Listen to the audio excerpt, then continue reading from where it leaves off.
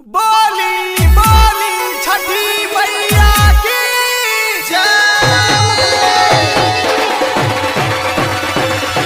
Music by Prem Gopal।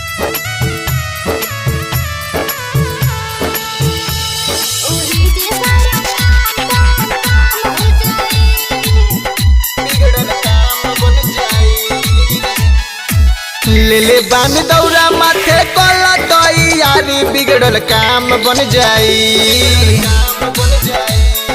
खाली सिंगार पटार होइया ले बान दौरा माथे कोला तैयारी बिगड़ल काम बन जाई आए है काम बन जाई। राजा चला ना तू छठी माई के घटिया ओही जे सारा काम हो जाई।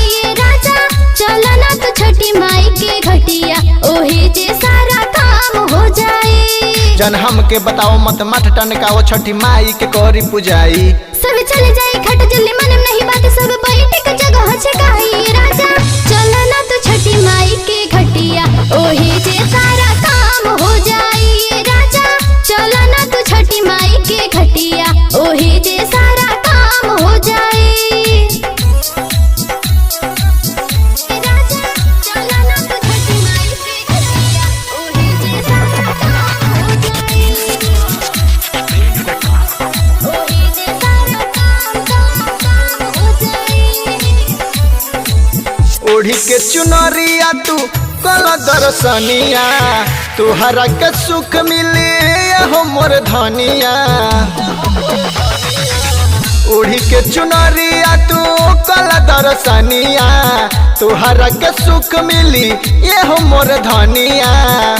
सारा घर के सजावल तू बिगाड़ देला हो हमर मुखल सारा माटी में मिला देला हो। काहे इतना गुस्सालू रानी झूठे अगर आलू बात कहतानी हम हूँ सही। जन खेल मत खेलना तो दे हम ढकले गौवा के लोग का कही। राजा चला ना तू छठी माई के घटिया ओही जे सारा काम हो जाई। राजा चला ना तू छठी माई के घटिया ओही जे सारा काम हो जाई। राजा चला ना तू छठी माई के घटिया ओही जे सारा काम हो जाई। ओही जे सारा काम हो जाई।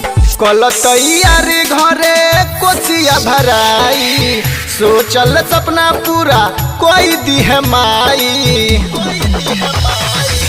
कल तैयारी घरे कोसिया भराई सोचल सपना पूरा कर दी है माई।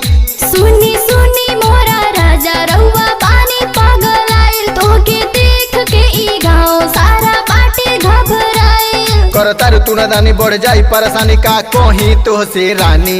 जन हमके बताओ मत दन का हम काट ले हम परेशानी। राजा चला ना तू छठी माई के घटिया ओही जे सारा काम हो जाई। राजा चला ना तू छठी माई के घटिया ओही जे सारा काम हो जाई।